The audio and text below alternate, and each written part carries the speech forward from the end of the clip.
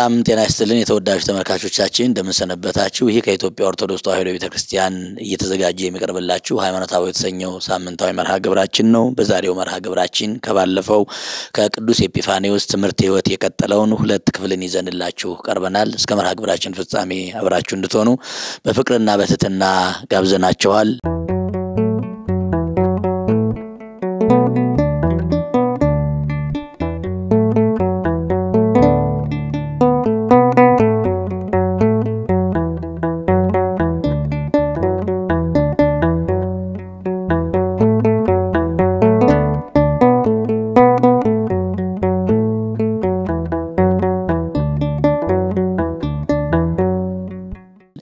ባለፈው መምህራችን ባለፈው የጋበዝናቸው ሊቀ ሊቃውንት ነብይ ልዑል አዳሙ በሰሜን ሸዋ ሀገረ ስብከት በደብረ ምጥማቅ ጻድቃኔ ማርያም ገዳም የፈለገ ጥበብ አጼ ዘርዓ ያዕቆብ መታሰቢያ የአራቱ ጉባኤያት የምስክር ጉባኤ ቤት መምህር ናቸው። እንግዲህ ባለፈው ሳምንት መግቢያ ላይ እንዳልነው ጉባኤው እንዴት እንደሚመራ ወደፊት ላለችው ቤተክርስቲያን እንዴት አይነት ደቀ መዛሙርት ማፍራት እንዳለበት አስተምረውናል። እንግዲህ እኛም ጉባኤ ቤቱን ያስፈልናለን። ክቡር ሊቀ ሊቃውንት እንግዲህ በድጋሚ እንኳን ደህና መጡ። እንኳን ደህና ቆያችሁ። እንግዲህ ባለፈው ሳምንት ቅዱስ ኤጲፋንዮስን አንስተን ከአረማዊነት ወደ ክርስትና ተመልሶ ወደ ክርስትና ከተመለሰ በኋላ ደግሞ ገዳማዊ ሕይወትን ብሉይ ሐዲስን ሥርዓተ ቤተክርስቲያንን ጠንቅቆ ካወቀ በኋላ በሹመቱ ብዙ እንዳተረፈ አይተናል።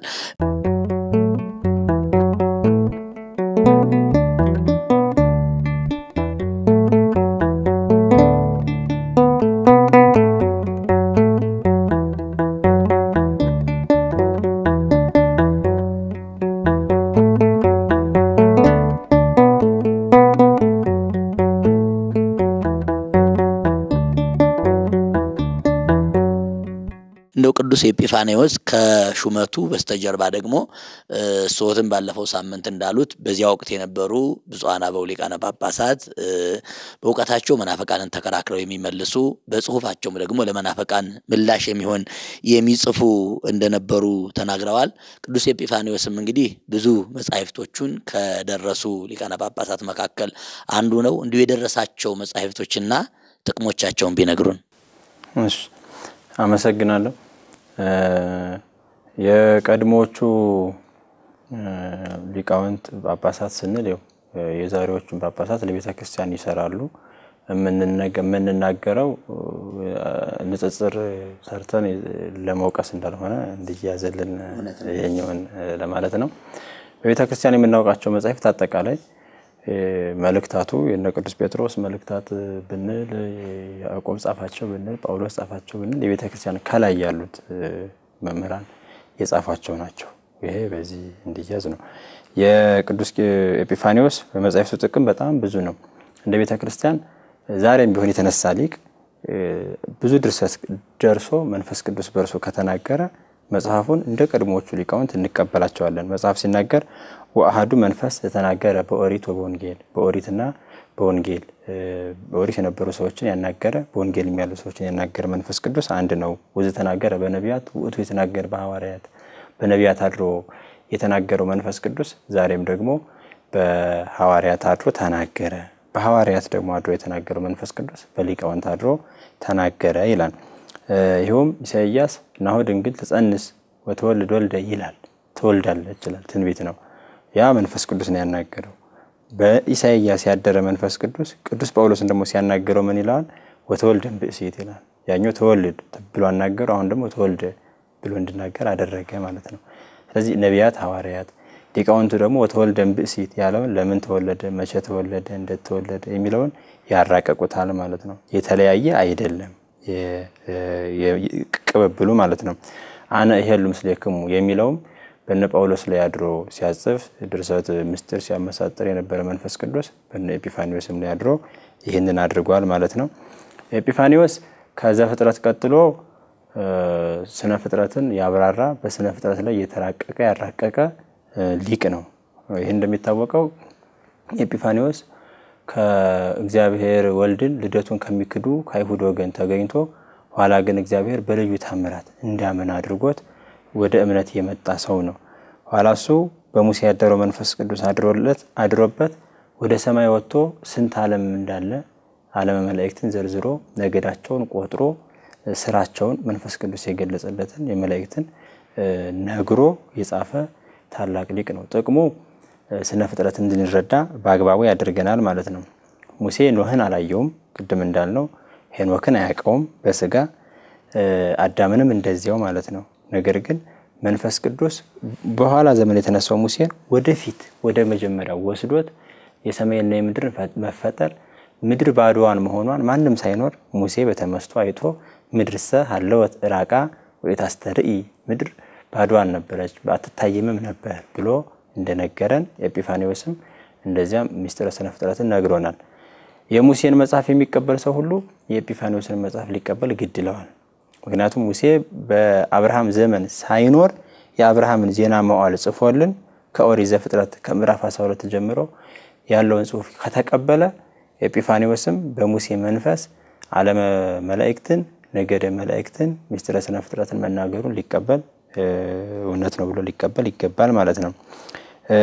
ስነ ፍጥረትን መጽሐፉ በጣም ትልቅ ጥቅም አለው። አሁን ምን ጥቅም አላቸው የሚለውን ስናይ ሊቁ እንዲህ ብሎ ይጠይቃል። በምን ተታወቅ ከመሃሎ ዘፈጠረነ እንደው ለመሆኑ እኛን የፈጠረን ፈጣሪ መኖር በምን ይታወቃል? በምን ይታወቃል? ፈጣሪ መኖር በምን ይታወቃል ብሎ ይጠይቅና በምግባሩ ይላል በስራው ይታወቃል ብሎ እስመ እማቲነ ወአበዊነ ይገብሩ አካላቲነ እናታችን አባታችን ይሳሉ አይጋሪነ ወአይዳዊነ እጃችንን እግራችንን አልሳሉልንም አላ ዘራ ዘሩ ተጽልመተ ማህፀን እነሱ ማንም በማያየው በማይገባበት ማህፀን ዘርን ዘሩ ዳአሙ እሙንቱ ዘሩ ዘራ ስጋ ውስተ ማህፀነ ጽልመት ካለ በኋላ እግዚአብሔር ግን አይንን እጅን እግርን ፈጠረልን ብሎ በስራው ነው የሚታወቀው ማለት ነው። ስለዚህ ኤጲፋኒዎስ የስነ ፍጥረትን ነገር አብራራ ማለት ሃይማኖት እንዲጸና ሀልወተ እግዚአብሔር ለዘላለሙ እንዳይካድ አድርጎ ተናገረ ማለት ነው። ዘመን የማይለውጠው ስብከት ትምህርት ይሆናል ማለት ነው። ለምሳሌ ስለ ረሃብ በረሃብ ጊዜ መጽናት በረሃብ ጊዜ ሊደረጉ የሚገባቸው ነገሮች ወይ በመጥገብ ጊዜ መጽናት በሚደረጉ ተግባራትን የሰበከ መምህር ቢኖር በረሃቡ ጊዜ የሰበከው ስብከት በጥጋብ ጊዜ ላይጠቅም ይችላል። በጥጋብ ጊዜ መደረግ ስላለበት ነገር የተሰበከው ስብከት በረሃብ ጊዜ ላይሰራ ይችላል። የኤጲፋኒዎስ ስብከት ግን ሀልወተ እግዚአብሔርን የሚያስረዱ ስነ ፍጥረትን በብዙ የሚተነትን ስለሆነ ህያው የሆነ እንደ ቅዱስ ወንጌል እስከ ዓለም ፍጻሜ ድረስ የሰማይና የምድርን ተፈጥሮ ከሙሴ ቀጥሎ የሚያብራራ መጽሐፍ ስለሆነ በእጅጉ ይጠቅማል ነው። ሌላው ስለ ትንሣኤ ሙታን በሰፊው ተናግሯል። ጊዜ ካለን በቦታው እናየዋለን። ይሄንንም በቤተ ክርስቲያን መጥፎ ሰው የሚባለው ትንሣኤ ሙታንን የማያምን ሰው ነው። ሞቼ ተነስቼ ለፍርድ ቆማለሁ ካላለ ሰው የትኛውም ነገር ከማድረግ አይቆጠብም ማለት ነው። እንደውም አንድ ፈላስፋ የእግዚአብሔር ማመን ታምናለህ እግዚአብሔር አለ ሲሉት አይ ሰራተኛዬ እንዳትሰማ እንጂ የለም አለ ይባላል። ለምን እንደዚህ አልክ ቢሉት አይ ሰራተኛዬማ እግዚአብሔር የለም ስል ከሰማችኝ ወርቄን ብሬን ለመውሰድ ታጠቃኛለች ብሎ አመነ ይባላልና ከኤጲፋኒዎስ መጽሐፍ የምንማረው ሀልወተ እግዚአብሔርን የሚያስተምር አክሲማሮስ ዓለመ መላእክትን ሰማያት ይነግራ ስብሐተ እግዚአብሔር ብሎ ድፍን አድርጎ ዳዊት የተናገረውን ሰማያት ማን ማን ናቸው ስብሐተ እግዚአብሔር ይነግራ ማለትስ እንዴት ነው የሚለውን በቀዳሚ ገብረ እግዚአብሔር ሰማያ ወምድር የሚለውን ሰማይ የትኛው ሰማይ ተፈጠረ ምድር የትኛው ነው የሚለውን ያብራራ።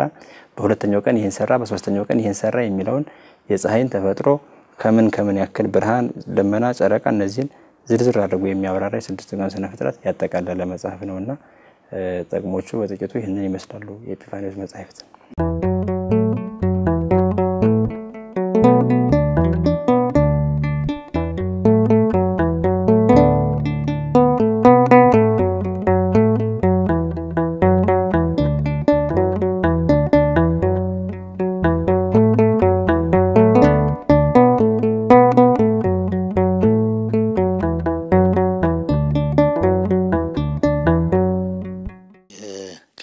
ያሰማልን። እንደው እውነትም እኮ ስነ ፍጥረት ከመጻሕፍትም ከመጻፋቸው በፊት ራሳቸው በቀላሉ እግዚአብሔርን ማስረዳት ስለሚችሉ በዚያውም ላይ ደግሞ ስለሚታወቁ ብዙ የሚያስተምሩ እንደሆነ ይታወቃል። በጣም በሚገባ አብራርተውልናል። እንግዲህ ቅዱስ ኤጲፋንዮስ በተለይ ድርሰቶቹና ጠቀሜታቸውን ካየን እንደው ለቤተ ክርስቲያን በነገረ ክርስቶስ ዙሪያ ያስተማራቸው ነገረ ድህነትን ነገረ ክርስቶስን ሲያስተምር እንደው የቅዱስ ኤጲፋንዮስ ያስተማራቸው ትምህርቶች ምን ይመስላሉ? እሺ የኤጲፋንዮስ ትምህርት በጣም ጥልቅ ነው። ያው አድማጮቻችን ተመልካቾቻችን እንዲረዱት ያው በዚህ አጭር እንትን ይጠቅልለን ይሄ ነው እያልነው አይደለም፣ ግን ከብዙ በክፍሉ ይሄንን ይመስላል ለማለት ነው። የክርስቶስን ነገር ብዙ ሊቃውንት በየዘመናቸው በተገለጸላቸው መጠን አስተምረዋል። ቅዱስ ኤጲፋንዮስ ደግሞ ካስተማረበት ትምህርተ ክርስቶስ አንዱ ክርስቶስ ፈጣሪ ሩይ ምስለ አብ መሆኑን ወደ ኦሪት ይሄዳል። ኤጲፋንዮስ ምሁረ ኦሪት ስለሆነ ከይሁዳዊ ቤተሰብ ስለተገኘ ስላስተማሩትም ያንን ዳዊት ይቤሎ እግዚ ለእግዚእየ ንበር በየማኔ የሚለውን ይጠቅስና ዳዊት የተናገረውን ጌታዬ አብ ጌታዬ ወልድን በቀኝ ተቀመጥ አለው ይላል። በሱ ዘመን የነበሩ መናፍቃን ወልድ ከአብ ያንሳል፣ አብ የወልድ ጌታ ነው፣ ወልድ ደግሞ የአብ ተገዥ ነው የሚል ክደት ስለነበረ ምን አላቸው? እሱ ወኢይቤ እግዚአ እግዚእየ የጌታዬ የወልድ ጌታው አብ አላለም። ይቤሎ እግዚ ጌታዬ አብ ንበር በየማኔ ይቤሎ እግዚ ለእግዚእየ ሁለቱንም ጌታ ጌታ ብሎ ጠርቶ እኩል መሆናቸውን ዘእሩይ ምስለ አብ በመለኮቱ በሚል ትምህርት ምእመናንን ያጸናቸዋል። ነገረ ክርስቶስ በዚህ አንድ ይገለጻል ማለት ነው። በኤጲፋንዮስ የጌታ ሰው መሆኑ ድንገት ሳይሆን ከነቢያት ጀምሮ ሲነገር የመጣ መሆኑን ደግሞ ትንቢተ ነቢያቱን ይጠቅሳል።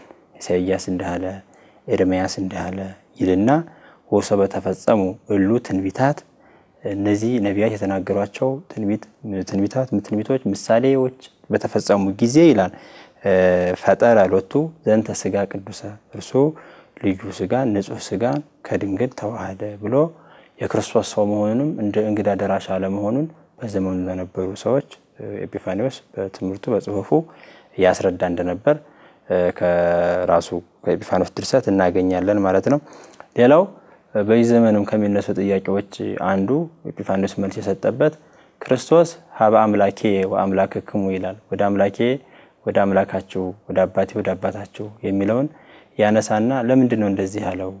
ክርስቶስ አምላክ አይደለም ወይ?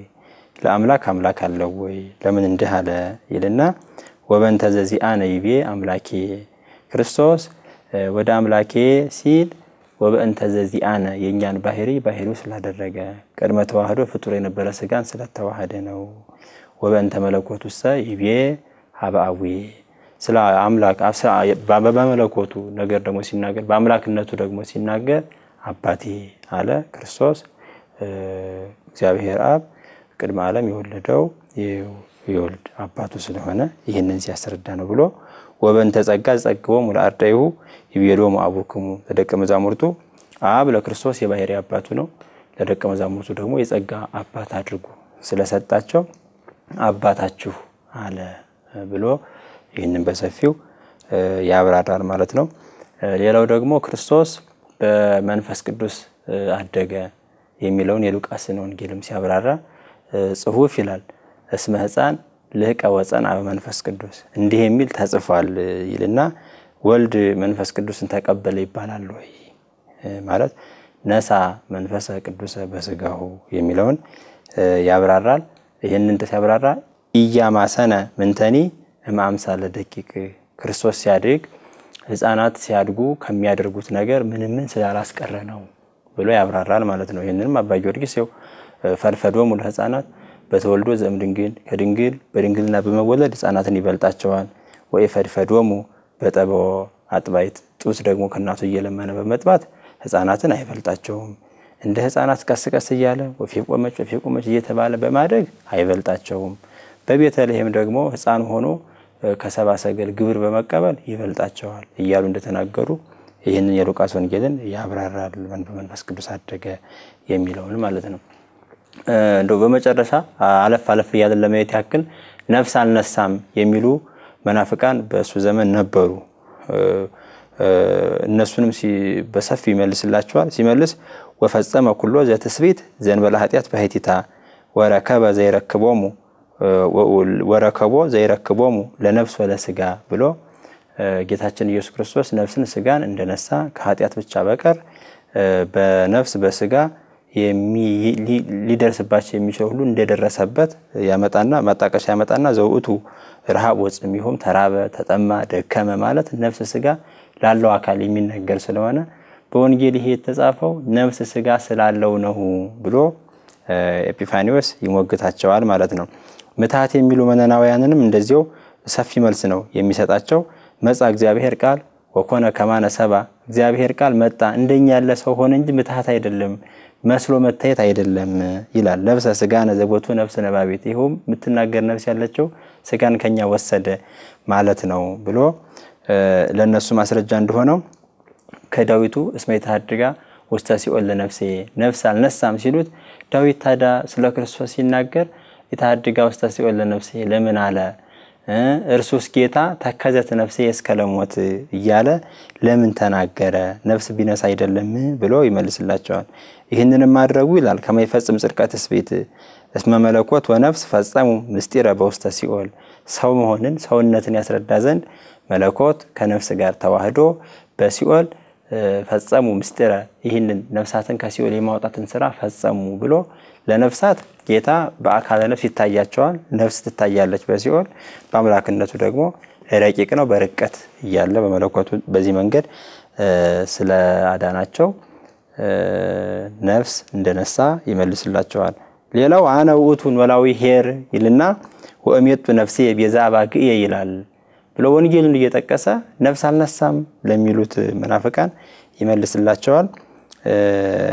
ወበትካዝሂ የተከዘ አወቀ ጽድቀት ስቤት ጌታችን ኢየሱስ ክርስቶስ በምሴተ ሐሙስ ተከዘት ነፍሴ በማለት ሰው መሆኑን አስረዳ ብሎ በሰፊው ይመልስላቸዋል። እንደ ምሳሌ አድርጎ ከኦሪቱ ያመጣውን በመጨረሻ በዚህ እንትንነው እግዚአብሔር ወገብሮ ለእጓለ እመሕያው ሰውን ፈጠረው ይላል ኦሪት አለ ኤጲፋኒዮስ ሰውን ፈጠረው አለ እንጂ አይን ፈጠረ እጅ ፈጠረ ልብ ፈጠረ እግር ፈጠረ ይላቸዋል አይልም። ግን ሰውን ፈጠረው ሲል አይንን አልፈጠረም እጅን አልፈጠረም ልብን አልፈጠረም ሕዋሳተ ውስጥ ወአፋ እነዚህ ሁሉንም አልፈጠረም ማለት ነው ይላል። አይመልሱም መናፍቃኑ ፈጠረ ማለት ስለሆነ ማለት ነው። ሰውን ፈጠረ ሲል አይን አለ እጅ አለ እግር አለ መጽሐፍ ግን በዝርዝር አልተናገረም። እንደዚሁ ሙሉ ቃል ስጋ ሆነ ሲል ነፍስና ስጋ ያለው ስጋን ተዋሃደ ማለት ነው ብሎ ወንጌሉን ከኦሪቱ ጋር እያስተሳሰረ የኦሪትና አዲስ ስለማይለያዩ ያኛውን ያመሰጠረ በዚህ እየተረጎመ ያብራራልና ነገረ ክርስቶስን ይሄ ሁሉ ነፍስን እንደተዋሃደ ያስረዳል ብሎ ከአብ ጋር መሆኑን ምትሃት ነው ለሚሉት በሰፊው ምላሽ የሚሰጥ ነው የቅዱስ ኤጲፋኒዮስ ድርሳት።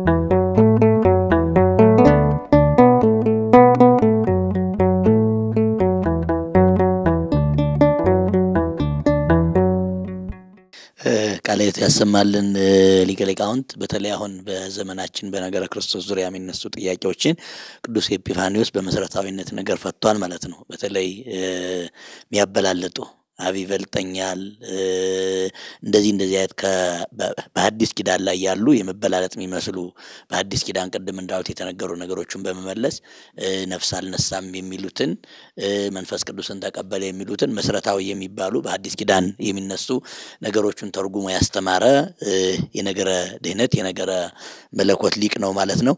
ከዚህ ጋር አያይዘን እንግዲህ በተለይ ብዙ ጊዜ ድርሰቱ ላይ ምን ይላል? ዘይሰመይ መልህቅ ጊዜ ቅዱስ ኤጲፋኒዮስ ዘደረሰ ወይም በእንተ ትስብእት ወይም ደግሞ አንዱን ርዕስ ያነሳና ዘይሰመይ መልህቅ ብሎ መጽሐፉን መልህቅ በሚባለው ድርሰቱ እንዲህ ብሎ አስተማረ ይላል። እንደው መልህቅ ማለት ምን ማለት ነው? መልህቅ ማለት በሃይማኖት አበው ላይ ይህን ያብራሩ ሊቃውንት እንዳብራሩት በመርከብ ተጭነው የሚሄዱ ሰዎች በመርከቡ ላይ ማዕበል ሞገድ ሲነሳ የሚጣል ነው ወደታች ይተከላል። በዚህ ምክንያት ማዕበል ሞገዱ ጸጥ ይላል።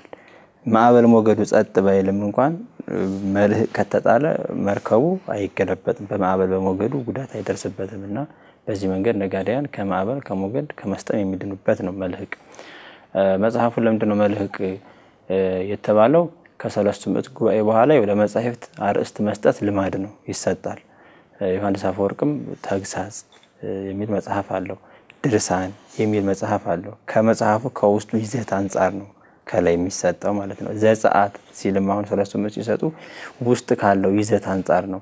ዘፍጥረት ኦሪት ዘልደት ብለው ሲሰጡ ውስጥ ካለው ይዘት አንፃር ነው የሚሰጠው። መልህቅም መጽሐፉ ውስጥ ካለው ይዘት አንፃር ነው የሚሰጠው። ቅድም እንዳሉት በዚህ ዘመን የሚነሱ ጥያቄዎችን ሳይቀር እስከ ዓለም ፍጻሜ ድረስ ለሚነሱ በነገረ ክርስቶስ በስነ ፍጥረት ላይ መልስ የሚሰጥ የሚያብራራ መጽሐፍ ጽፏል። እሱም መልህቅ ይባላል። ትንሣኤ ሙታንን ያስረዳል። ካየነው ለብቻው እናየዋለን። ትንሣኤ ሙታንን ተንትኖ ያስረዳል። ሙታን አይነሱም የሚሉ መናፍቃን አሉ። ሙታን ሲነሱ ግማሽ አካላቸው ነው የሚነሳው የሚሉ አሉ። ሲነሱ ደናግሉ ብቻ ናቸው የሚነሱት፣ ያገባ ሰው አይነሳም የሚል አለ። የተገዘረ ብቻ ነው የሚነሳው፣ ያልተገዘረ አይነሳም የሚል አለ። ለነዚህ ሁሉ ጥቅልል አድርጎ ምእመናንን ክህደቱ እንደ ማዕበል እንደ ሞገድ ሆኖ ሊውጣቸው ቀርቦ ሳለ እሱ በፍጹም ትጋት ይሄንን ሁሉ የምስጢረ ሥጋዌውንም የምስጢረ ትንሣኤ ሙታንንም ነገር መልስ የሰጠበት ትልቅ መጽሐፍ አለው። የኛም ሊቃውንት መልሰውታል። በሀገራችን በግዕዝ ይገኛል። እሱ መልህቅ ከማዕበል ከሞገድ መዳኛ ከክህደት መዳኛ በሚል ተሰይሞለታል ማለት ነው። ቃለ ሕይወት ያሰማል። የተወደዳችሁ ተመልካቾቻችን ወደ እናንተ እያቀረበ የምንገኘው ሃይማኖተ አበው በተሰኘው ሳምንታዊ መርሃ ግብራችን የቅዱስ ኤጲፋንዮስ ድርሰት ሕይወት መንፈሳዊ አቋምና አቅም እያነሳን ከሊቀ ሊቃውንት ነብየ ልዑል አዳሙ ጋራ ወደ እናንተ እያቀረብን ነው የምንገኘው። ከትምህርቱ መንፈሳዊ ቁም ነገሮቹንና ትምህርቶቹን ለቤተ ክርስቲያን ደግሞ የሚጠቅሙ ትምህርቶቹን እያገኛችሁ እንደሆነ ተስፋ እናደርጋለን። በተለይ እንግዲህ መልህቅ የሚባለው መጽሐፍ ለአንድ መርከብ ማዕበሉን አቋርጣ ነፋሱን ታግሳ ለመሄድ አንድ መልህቅ እንደሚያስፈልጋት ሁሉ የቅዱስ ኤጲፋንዮስ መጽሐፍ ደግሞ ለሃይማኖታችን ለልቡናችን በክህደት በመንፈቅና እንዳይታወቅ አስፈላጊ የሆነ መጽሐፍ ስለሆነ መልህቅ ተባለ። ስለዚህ ለክርስትናችን ትልቅ መጽሐፍ ስለሆነ በስነ ፍጥረትም በሁሉ ላይ የሰለጠነ ስለሆነ አስፈላጊ ነው እያሉ ያስተማሩን ይገኛሉ። እንግዲህ ክቡር ሊቀ ሊቃውንት ወደ መጨረሻ ወደ ማጠቃለያው እየሄድን ነው። እንግዲህ በቤተክርስቲያናችን ትምህርት 5 አዕማደ ምስጢራት አሉ። ከአምስቱ አዕማደ ምስጢራት የመጨረሻው እንግዲህ ምስጢረ ትንሣኤ ሙታን ነው። በሕይወት ተምረን ከሞት በኋላ የምንኖርበት ስለሆነ የኛንም የዛሬውን የትምህርት ሁለተኛ ክፍል ማጠቃለያችን የምናደርገው በምስጢረ ትንሣኤ ሙታን ነው። እንደው ስለ ምስጢረ ትንሣኤ ሙታን ቅድም ሶት ሲሉት እንደነበረ ትልቁን ትምህርት ያስተማረ በተለይ ይህንን መጽሐፉን የቅዱስ ኤጲፋንዮስን ድርሰት በሃይማኖተ አበው የደረሰውን ድርሰት ያዩ ሰዎች ስለ ትንሣኤ ሙታን እንዴት አድርጎ እንዳስረዳ እንደው በስፋት በሃይማኖተ አበው ከደረሱ ሊቃውንት የብቻውን አስፋፍቶ የጻፈ ነውና እንደው ስለ ምስጢረ ትንሣኤ የሰጣቸው ምሳሌዎችና ያስተማራቸው ትምህርቶች ምን እንደሆኑ ቢያሳዩን። እሺ፣ አመሰግናለሁ። የምስጢረ ትንሣኤ ሙታን ነገር እንደሚታወቀው የዓለም ሁሉ ተስፋው ከሞት ከመቃብር መነሳት አለ ብለን ስለምናምን ነው። ለዚህ ደግሞ በየጊዜው ሰይጣን ሰዎች አይነሱም የሚል ትምህርትን በሰዎች ላይ እያደረ ሲያሰራጭ ኖሯል። ይሄ በጣም ትልቅ ማሰናከያ ነው። ቅድም እንዳልነው ሰው አልነሳም ብሎ ካመነ በዓለም ላይ አደገኛ ነው የሚሆነው። ኤጲፋንዮስ በዘመኑ ብዙ አይነት ክህደቶች ተነስተዋል። የመጀመሪያው ሙታን ትንሣኤ ሙታን የለም የሚል ነው። እሱ ግን በአይ መካን ዘኢዘከረ መጽሐፍ በእንተ ትንሣኤ ይላል። እንደሆኑ መጽሐፍ በብሉይ በሐዲስ ቢታይ ስለ ትንሣኤ ሙታን ያላወሳበት በየትኛው ቦታ ይገኛል ይልና ከአቤል ይጀምራል ማለት ነው። ከአቤል ይጀምራል። አቤል ሞቶ ሳለ ከሞተ በኋላ ደሙ ተናገረ፣ የአቤል ደም ማለት ነው። ይሄ የሙታን መነሳት አያስረዳምን? አቤል መሞቱ ሰው ሁሉ እንደሚሞት ከሞተ በኋላ ሞቷል የተባለው የአቤል ደሙ ደግሞ መናገሩ ሰው ከሞተ በኋላ እንደሚነሳ አያስረዳምን? ያስረዳል ብሎ ይሄንን ይናገራል። የሄኖክንም እንደዚሁ በዚህ ዓለም ኖረ ግን ተሰወረ ደሞ ሳይገኝ ቀረ። በዚህ ዓለም መኖሩ እኛ በዚህ ዓለም መኖራችንን ኋላ ደግሞ መሰወሩ እንደዚሁ እኛ ከሞት በኋላ መነሳት እንዳለለኛ የሄኖክ ተሐድሶ ይሄን ያስረዳምን ይላል። የዮሐንስ አፈወርቅ ትምህርት ከዚህ ጋር ይተባበራል። በአቤል አፍርሆሙ ወበሄኖክ አንቀፎሙ ይላል ዮሐንስ አፈወርቅ። ሞት እንዳለ በአቤል ለዓለም ሁሉ እግዚአብሔር ተናገረ። ከሞት በኋላ ደግሞ ትንሳኤ እንዳለ ሄኖክን ከሞት ፊት በመሰወሩ አስረዳ ይላል። የቅዱስ ኤጲፋኒዎስ በጣም በብዙ መንገድ ነው የሚያየው። ኖህን ያነሳና ኖህ ወደ መርከብ ገባ፣ ከዚያ ለፍጥረት ሁሉ አዲስ ልደትን አመጣ። ይሄ ትንሳኤ ሙታን አያስረዳምን ይላል። ኖህ ወደ መርከቡ ሲገባ ሁላችንም ወደ መቃብር እንደምንገባ ያሳያል። ከመርከቡ ወጥቶ ኖህ እንደ አዲስ እንደኖረ ወይን ተከለ ነው የሚለው። እንደውም ኖህ የምድር ማረስ ጀመረ ወይን ተከለ ይላል። ከጥፋት በኋላ ወጥቶ ማለት ነው። እኛም ከሞት በኋላ አዲስ ህይወት አለ ብሎ ይሄንን ለትንሳኤ ሙታን ምሳሌ ሰጥቶ ይናገራል። አለፍ ብለን የእስራኤል ከግብጽ መውጣት በግብጽ ብዙ አመት ባሪያዎች ሆኑ። ከዚያ በብዙ ኃይል ባህር ተከፍሎላቸው ወጡ። ሰውም በዚህ ዓለም በብዙ ድካም ይኖራል። ኋላ ግን በክርስቶስ ምጽአት ሰው ከትንሳኤው ከመቃብር ተነስቶ ይኖራል የሚለውን በሰፊው ያብራራል ማለት ነው። ሌላው ምሳሌ ይሰጣል። እግዚአብሔር ሰዎች ከሞቱ በኋላ እንደሚነሱ ሲያስረዳ ይሄን ቅዱስ ጳውሎስም አስተምሮታል። ገበሬ ይዘራል፣ የዘራው ደግሞ ይፈርሳል፣ ይበሰብሳል። ፈርሶ በሶሶ ግን አይቀርም። ኋላ ብዙ ሆኖ እንደውም የተሻለ ሆኖ በቅሎ ይታያል። ይዘራ በሐሳር ወይተነሳ በኃይል ይላል ቅዱስ ጳውሎስም።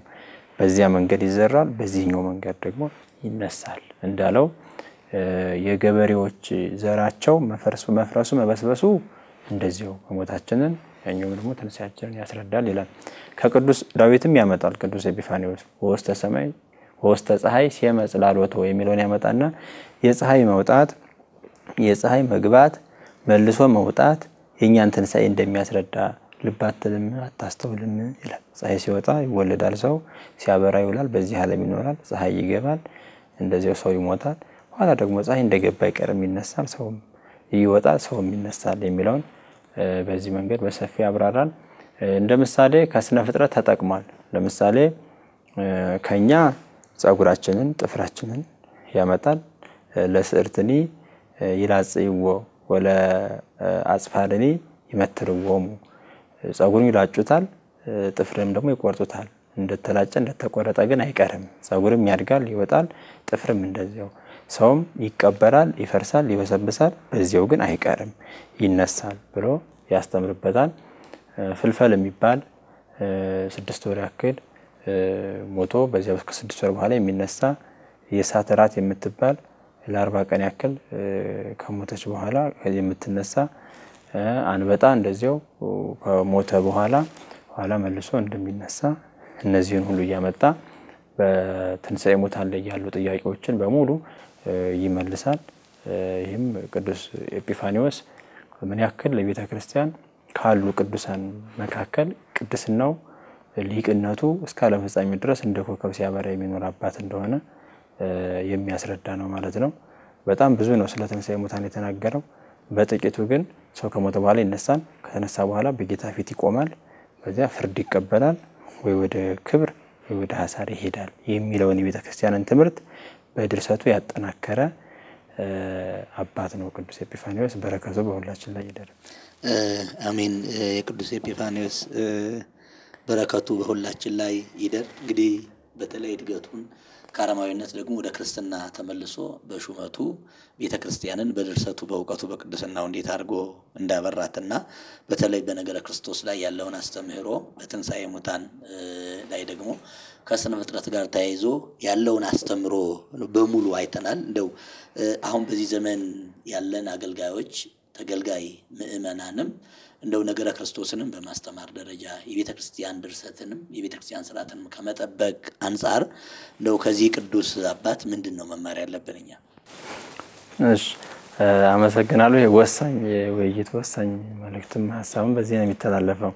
ቅዱስ ኤጲፋኒዎስ እንግዲህ ወደ እምነት የመጣው ከክርስቲያኖች ተወልዶ አይደለም። ነገር ግን እግዚአብሔር እሱን ለማሳመን በአይኑ እንዳያደረገው ነገር ነበረ። ያንን ልብ ብሎ በማየት ነው። እሱም በገበያ መካከል ሰው ባለበት መካከል ቅዱስ ሰው እንዲገኝ አድርጓል። ይሄ ቅዱሳን መጽሐፍ ሲናገርላቸው ቦእምኔሆሙ ከመአብድ ወቦእምኔሆሙ ከመሰካር ይላል። ሰካራ መስለው የሚኖሩ አሉ። ስኩር ሆነው አይደለም ግን ሰካራ መስለው ይኖራሉ። እብድ መስለው ይኖራሉ። እግዚአብሔር በእነዚያ አልፎ አልፎ መልእክት ያስተላልፋል እና ምእመናን ይህን ሁሉ ልብ ማለት እንዳለባቸው የእግዚአብሔር ጥበቡ ለኛ የሚገለጸው በሆነ መንገድ ብቻ አይደለም። እግዚአብሔር በዚህ ካረዳኝ በዚህ አይረዳኝም ማለት እንደማይገባን ያስረዳናል። ኤጲፋኒዎስ ወደ መዳን የመጣው ይህን ሁሉ ልብ ብሎ በማየቱ ነው ማለት ነው። ለሌላው የተደረገውንም ለራሱ የተደረገውንም። ስለዚህ በቤተ ክርስቲያን የእግዚአብሔር ሰዎችን የማስተማሩ መንገድ ሁሌም በተለያየ መንገድ የሚገለጽ ነው። ይህን ያሳያል።